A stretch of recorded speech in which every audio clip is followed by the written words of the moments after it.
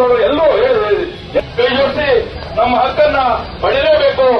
ನಮ್ಮ ಹಕ್ಕನ್ನು ಪಡೆಯುವವರೆಗೂ ನಾವು ಹೋರಾಟ ನಿಲ್ಲಿಸಲಿಲ್ಲ ಅನ್ನೋ ಘೋಷವಾಕ್ಯದ ಮುಖಾಂತರ ಎಲ್ಲರೂ ಮುಖಂಡರುಗಳಲ್ಲಿ ಯಾರು ಅನ್ಯತಾ ಭಾವಿಸಬೇಡಿ ಅಂತ ಹೇಳ್ತಾ ಈ ಒಂದು ಕಾರ್ಯಕ್ರಮ ಏನು ಮೊನ್ನೆ ಲೋಕಸಭೆಯಲ್ಲಿ ಅದೇ ರೀತಿ ಮಾಧ್ಯಮ ಬಂಧುಗಳು ಸಹ ಹೆಚ್ಚಿನ ಸಂಖ್ಯೆಯಲ್ಲಿ ಆಗಮಿಸಿ ಈ ಕಾರ್ಯಕ್ರಮದ ಪ್ರಚಾರ